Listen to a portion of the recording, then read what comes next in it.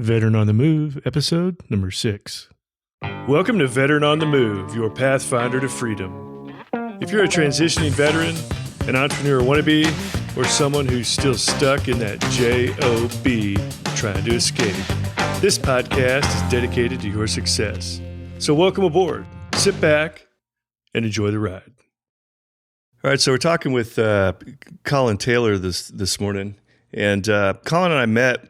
I was going through Army ACAP classes up at Fort Leavenworth almost about a year ago when I was getting out or actually retiring, and I did a couple day classes after the standard stuff. We were in a entrepreneur workshop, and it was a room of there's about a dozen of us in there, military veterans from several different services, and even a few spouses were in there with us, and just talking about entrepreneurship and the entrepreneur opportunities out there.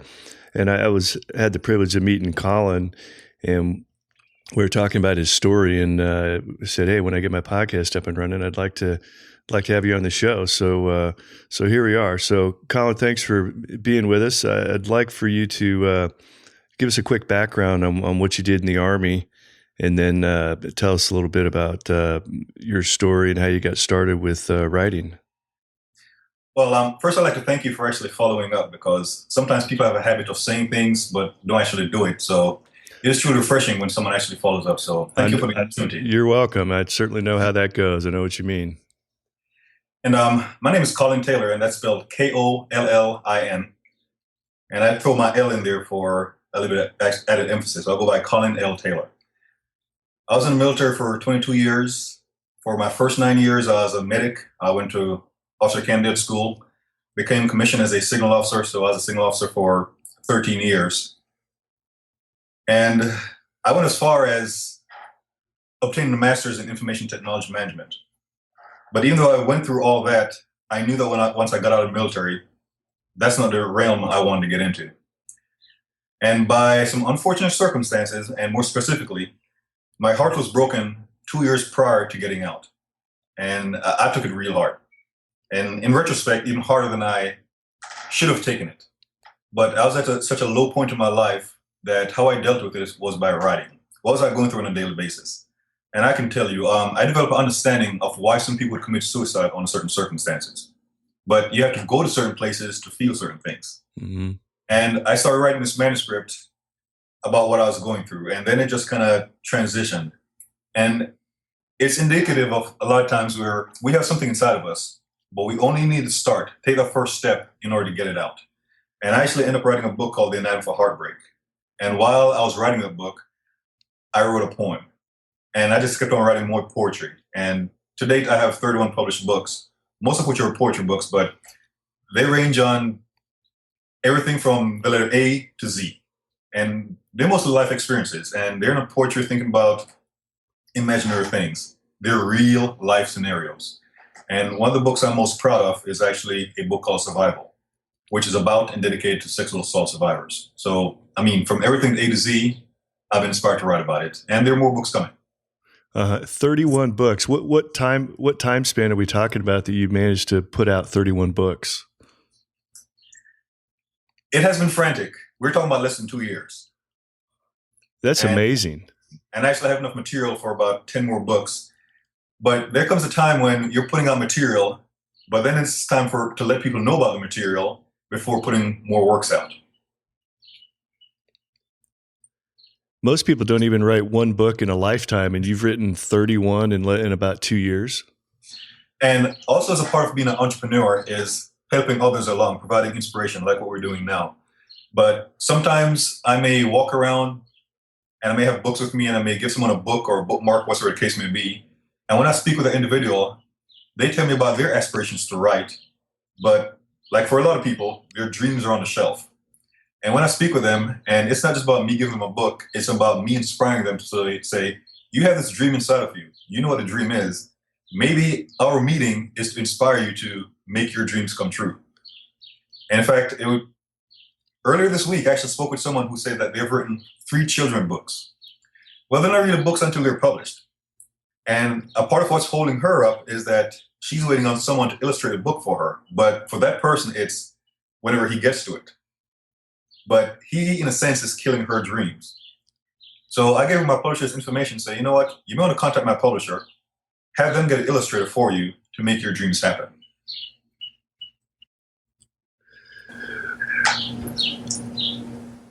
All too often, that's such a common story in not only entrepreneurship, but people pursuing their dreams. They end up getting, you're going to experience all sorts of roadblocks and delays and run into people that are essentially going to squash your dreams. And sometimes they're not even intentionally doing it, but we let them do it.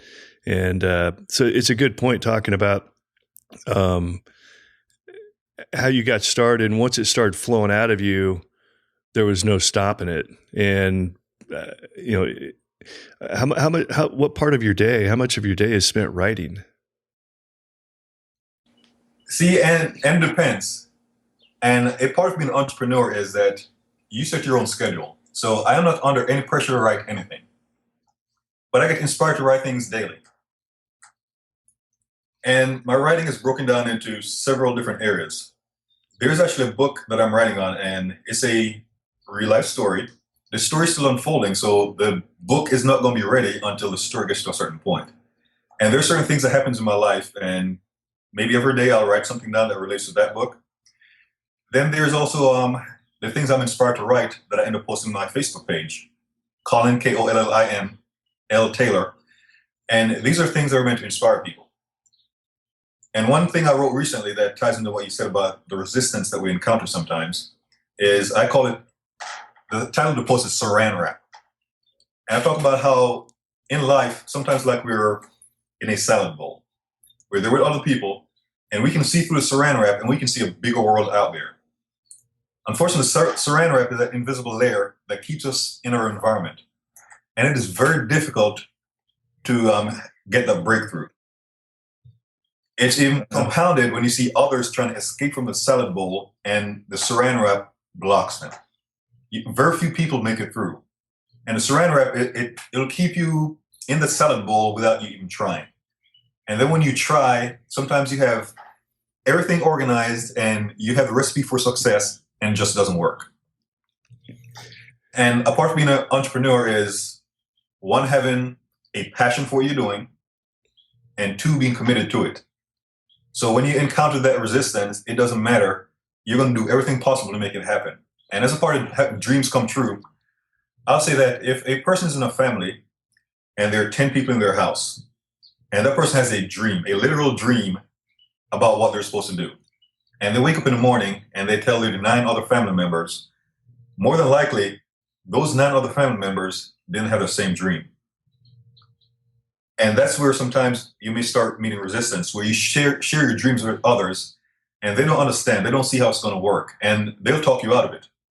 And that's where you have to have that commitment inside, say, you know what, I had this dream and I felt it, and I'm going to make it happen regardless who's there with me, regardless who's cheering for me, it doesn't matter. I'm going to do whatever it takes to make it happen. One of the first things I discovered when I started getting into personal development, a common theme throughout a lot of the folks that I've listened to and read is just what you said.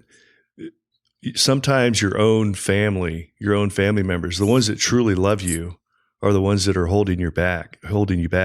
And it's not that they're intentionally trying to hold you back. They just don't get it. Or like you said, they just don't have the same dream.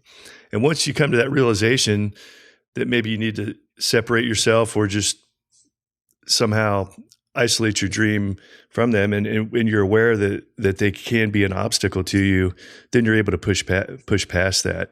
Now, why do you talked about the analogy of the salad and the Saran Wrap? Why do you suppose most people never bust through the Saran Wrap? It is a formidable opponent, and it has a reputation. And there's a mixed martial artist out there, and there have been few over the years where they have been very dominant. They win. And people actually lose before they step in the ring, the octagon, or whatever the battlefield is. Yeah. Because of the reputation. And it's a well-deserved reputation. And you'll notice that a fighter may be on top for many years, and once they lose that first fight, it breaks the armor down, and people develop a psychology saying, you know what, I can make it. And I'll give an example. Mike Tyson. for many years, he was knocking people out. Once he lost the first fight, it's kind of like, wow. Other people kind of develop confidence saying, I have a chance of beating him. So the intimidation factor is gone. And this is why it's important to get, not necessarily a mentor, but be on the lookout for people where when you encounter them and you share your dreams with them, that they, even if they don't fully understand it, even if they don't think it's going to work, they will encourage you to pursue your passion. But at the same time, you have to be prepared to do it on your own without any encouragement. But it is so refreshing when you come across someone who encourages you to keep on going. Well, I have to tell you, excuse me, I have to tell you that my first experience being surrounded by other people that had an entrepreneurial mindset and they had that dream look in their eyes was when I met you and we were in that 2 or 3 day entrepreneur workshop up at Fort Leavenworth.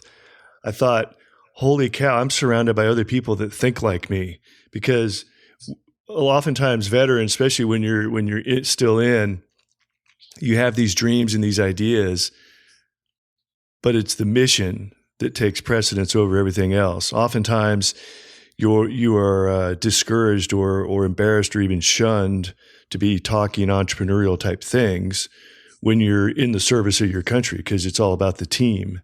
And it's easy for those entrepreneurial dreams to be put aside while you're still in the service. Excuse me. And another thing I noticed that with veterans, especially, you might have experienced this after you got out, veterans are not really comfortable with self-promotion. And that's because of how they were born and raised in the military. You don't want to stick up above everybody. It's the guy to your left, the guy to your right, brothers in arms, all one team, all members of the same unit. And one guy promoting himself above and beyond everybody else is definitely not accepted and not the best interest of the team. And veterans have a hard time switching that up and doing a little bit of self-promotion in order to further their cause, their entrepreneurial cause. And there are a couple of things about that. For me, I literally started detaching myself from the military probably about 3 years prior to retiring. And by detaching, it doesn't mean I wasn't committed to the mission, because my last 4 years in the military, I actually spent almost 3 years in Kuwait. And a part of the time in Kuwait, I was actually in Iraq for about 9 months. So I was out there literally sucking in the sand. Playing in the sandbox. And that's actually where I started writing. But you have to start making that transition early. It can't be one of those things where you say you're going to retire, for example, tomorrow, and then you make the transition afterwards. You have to start making the transition. And being in the military, you're always working for someone. When you get out, there's no longer that safety net, especially if you want to become an entrepreneur. There's no longer that safety net, so you have to rely on yourself. Others are going to help you, but you truly have to rely on yourself. And when you're in the military, it's about making the boss happy.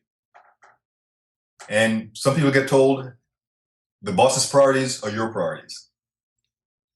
And sometimes even if you're working on something that feeds into the boss's priority, the boss may have something coming up that truly, in the grand scheme of things, it's not really that important.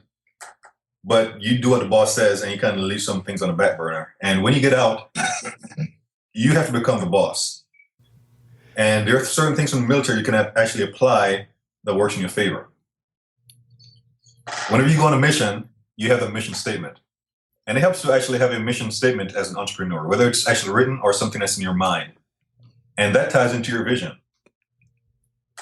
What's driving you? And sometimes, after being in the military and having so many bosses, and you get to deal with so many people in the military, you may actually get tired of working for people.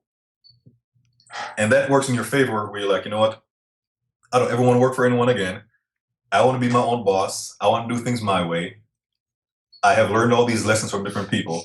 Some things that I should do, some things that I shouldn't do. So I'm going to apply all these things, and I'm going to try to make it. How much of your experiences in the Army and growth and maturity and experience with leadership, how much of that do you think has helped you transition into entrepreneurship? I'll speak in general terms because right now I am a one-person operation. So in a sense, I am leading myself. But as a part of leading, you have to have something inside of you that inspires you to wake up every morning and do what you do. In some cases, a leader will get up and do things because they need to lead from the front. They need to be there for their subordinates. When you get out and you're an entrepreneur, you have to have that passion inside. I'm going to keep on getting up. I'm going to keep on doing this, even if I'm only by myself right now. And a part of leadership are the things that you do when no one else is looking. So as an entrepreneur, you're applying those things where, okay, maybe I'm just starting out. I'm a one-person operation right now, but I'm going to keep on doing this. I'm going to keep on being dedicated. I'm going to keep on being committed. All the things that a leader, qualities that a leader possesses, the person is doing it by themselves until maybe they have a team that's around them and they can start employing those leadership qualities towards other people. Have you experienced what I guess I would call the new shiny object syndrome as an entrepreneur, where you get in, you start focusing on one particular thing, and in the process of that, you come across all these other great ideas, and you get easily distracted and sidetracked and lose focus on what your main intent? And the thing is, sometimes people can ask me what my job title is, and I don't like to put limits on it. But at the same time, sometimes entrepreneurs get a bad rap of being dreamers. And some people, they just dream and they have these big ideas and they're just too big to accomplish. And being an entrepreneur can have a bad reputation. But it is important to not let what we do define who we are. And as a part of that is sometimes, for example, someone who's a singer, they're very talented, but they want to be known as an entertainer. So they want to dance. They want to do all this extra stuff. And truly, all they need to do is just to be a singer, and a very good one. So yes, those bright and shiny things can come along and distract a person, but they truly have to be focused on what they're doing. And it's like having core values or a core mission. Everything that you're doing should feed back into your core mission. And also, if you do too much, you spread yourself too thin. And you truly want to focus on what you want to do. That thing that makes you wake up every morning, that's the thing you truly want to focus on.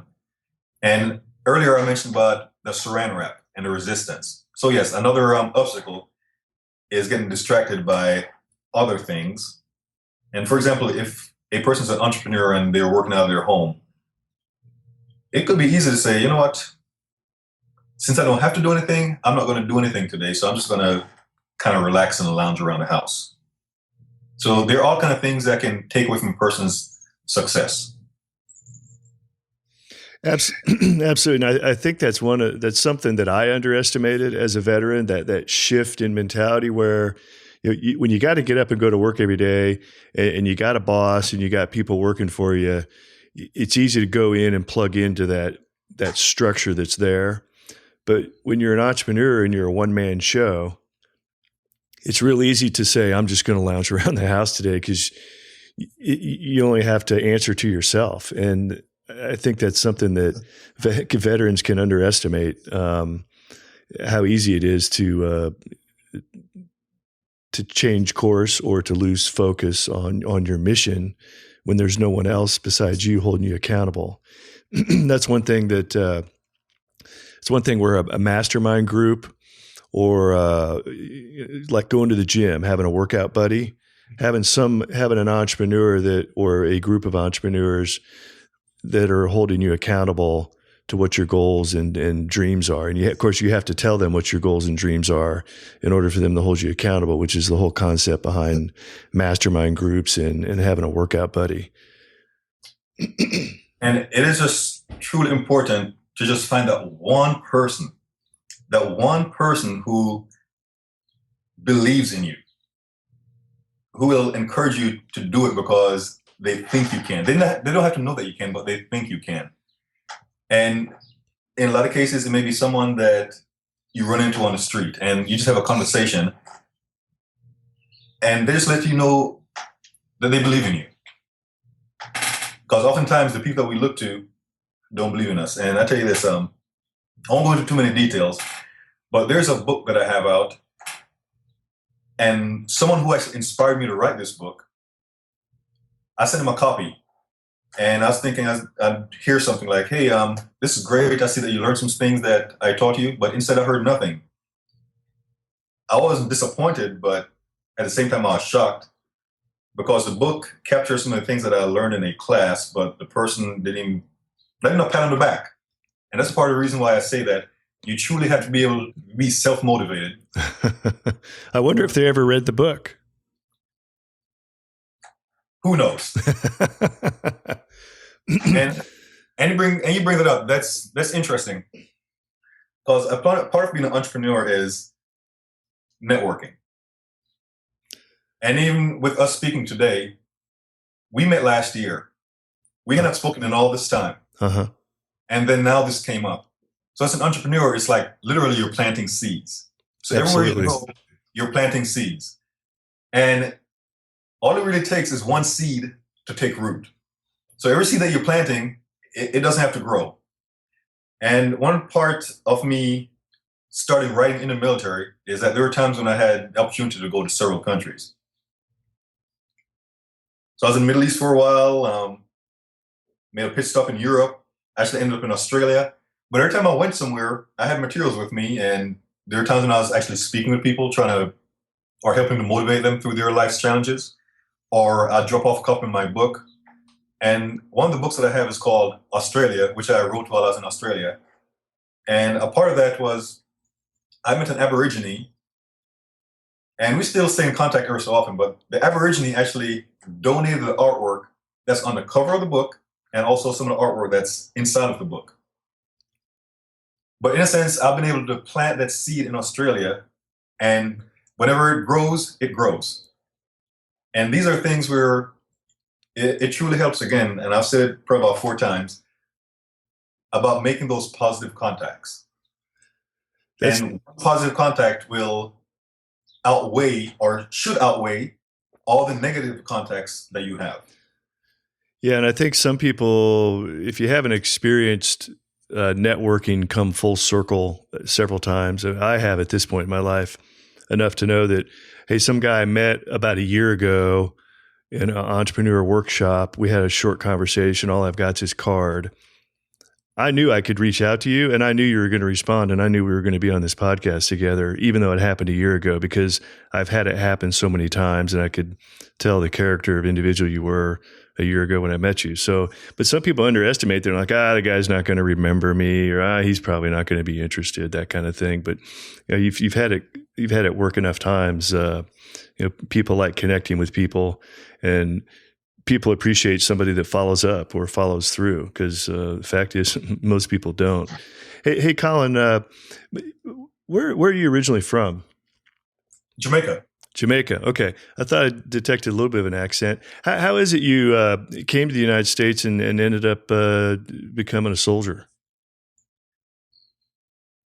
I graduated from high school when I was 16. Wow. But before graduating from high school, I always had a desire, and I'm going to say this out loud, but I had a desire to join the Air Force and become a pilot. We won't hold it against you. But I ended up joining the Army, and when my father took me to a recruiting station, he led me into the Army's part for some reason. And it's kind of like, wow. And that's how I ended up joining the Army. But I've always had a passion to join the military. Now, were you an American citizen when you joined the Army? No, and I'll actually spill the beans on this one, but I actually became a citizen 2 years after I entered the United States. But this was through my mother. But I actually didn't know I was a citizen until probably about 8 years later. Because I love hearing I view that as like the true American dream. Essentially, you were an immigrant, from Jamaica, and you joined the U.S. Army, became a soldier. You're a medic for 8 years. God bless you for that. And ultimately went to officer candidate school and became an officer and retired from the Army. And now you're an entrepreneur. I mean, that's the true American dream, if you ask me. I love the stories of people that come from other countries and come to the United States and do what you've done. And it is. And through my mother, I started traveling when I was 6.5 months old. So I had been coming to the United States, and my mother told me that I was going to live with her once I graduated from high school. That didn't happen, but I ended up in the United States by the grace of God anyhow. And when I came to the United States, yes, I had graduated from high school, but as far as going to college, that piece was missing. I wasn't sure how that was going to work out. And I was blessed where I think it was 4 years into my military career, I earned an associate's degree. I think 2 years later, I earned a bachelor's degree. And then several years later, I ended up earning a master's degree. So, and all this was done while I was in the military. So, for example, I earned my master's degree when I was in Iraq and Kuwait. So on top of those 14-hour days plus 6 to 7 days a week, sometimes I was taking 2 classes for my master's degree, and there were times when I showed up for work and I felt like there was sandpaper in my eyes because there was. Because there were times when I was sleeping for about maybe an hour per night. And it was a part of doing the work. And I mentioned about my master's degree. I have no desire to pursue what I have a master's degree in. However, the work ethic that I had to have while doing my master's is the same thing I have to have now. Yes, there are times when I get to relax, but when it's time for me to work, I know that I have it in me to work for long hours to make it happen. But I also realize that it's not just about me doing things to make it happen. Because some people think that if they work hard enough, if they work smart enough, that they'll make it. And I believe in God. Some people may believe in someone else. Some people may believe in nothing at all. But we can't all do it by ourselves. There has to be some external thing that opens the door for us to advance. But it's on us to do everything within our power to make it happen. And some people will give up because they've been doing everything right for so long and it just hasn't worked out. And I mentioned how I got started and it was based on being rejected. Well, every time I plant that seed that I mentioned and nothing happens, that's a form of rejection. And I have to deal with it, but I have to keep on going and just be able to face rejection every day. And a lot of people, when you're just starting out, they're going to have a lot of doubters. But when you start getting closer to the top, there are going to be a lot of people who are going to say, I knew you could do it. And you just have to say in your mind, wow, I wish you had told me that when I mentioned this to you maybe several years ago. Yeah, where were you several years ago? That's how it always happens. Once it becomes self-evident, success has 1,000 fathers, right? And failure is an orphan. And that's why I say it has to be the passion, something that's inside of you. And it can't be fed by external things. And it actually works both ways. When you get rejected by people, and it's not always a cold rejection, but when you get rejected by people, you learn not to rely on human praise. So you're going to do what you know you need to do anyhow. So when you become successful and people are praising you and you know that their praise is basically whitewash that won't withstand rain, that you won't fall into that also. Because for as much as there are obstacles that will get in your way of becoming successful, there are obstacles that will get in your way of remaining successful. And sometimes people fall prey to their own success. They lose focus on the things that got them to where they wanted to be. And since I mentioned about success, it is important that when we're pursuing our passion and we have the mission, we have our vision, that we define what success is. And as part of any mission, what defines success? And for me, success is whenever I get up, actually at the end of the day, when I do what God has called me to do. And sometimes I may not feel as if I've made a difference at all. And sometimes something will happen and I know I made a difference because I'll get that feedback from someone or whatever the case may be. But as long as I'm doing what I was called to do, and it's staying away from those bright and shiny things, that distract or detract away from the main objective.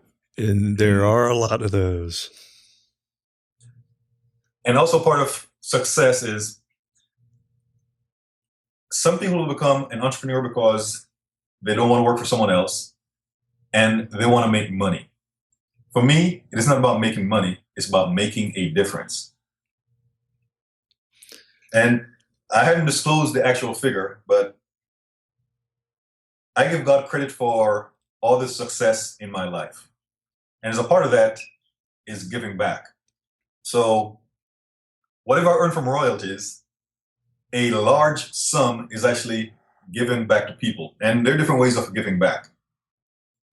And I'll just say it's larger than 20%. And one of the common themes that you always hear about giving or giving back, and I wanted to ask you this, if it held true to you, however much you give, do you end up getting way more back than what you give? I'll answer this in a lot of ways. One is sometimes people have had jobs for all these years and they're unhappy in their jobs, but they keep their jobs because it pays the bills. But they have a hobby, and that hobby is for the pure fulfillment. And they'll even spend money, lose money for the fulfillment.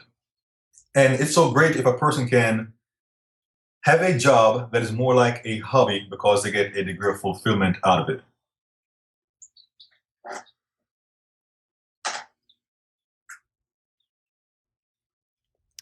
Hey, Kollin, you have 31 books out there. Where would we go? Where can we find your books if we want to purchase your books and read them? The books are available through any online retailers like Amazon.com, Books A Million, Barnes & Noble. And basically, if you Google my name, Kollin L. Taylor, a book will pop up. Okay, great. Well, I really appreciate you being here today. Honored to have you on the podcast. You have a phenomenal story, and if we want to find your books, we'll just look you up on the internet. Kollin L. Taylor, Kollin with a K. Yes. And do you have are any of your books available in audio format also? Audio, no. The books are only available in hard copy, and some are available electronically. Okay, great. Well, thanks again, Kollin. And like I said, it was a pleasure meeting you a year ago, and it was great talking to you again today. And thank you for sharing your story with us. And if I can just have one final comment. Absolutely. It's just to reiterate that becoming an entrepreneur is following that passion. And a lot of times that passion has been suppressed over the years. And things happen, or we have to truly dig it out and find out what that passion is. And truly going for it, being committed to it. And realizing that what sort of drives us is a dream. And when a person dreams, they dream by themselves. And it's important that when we share the dream, that we share it with people who are going to encourage us to pursue the dream. And if we meet people who don't encourage us to follow our dreams, that we keep on following our dreams anyhow, because our dreams are ours. That means they're ours to accomplish. So we have to make them happen. That's a great way to end it, Kollin. Thank you for listening to Veteran on the Move, your pathfinder to freedom. If you like the show, leave us a review on iTunes. Reviews are always greatly appreciated. So until next time, this veteran is Oscar Mike.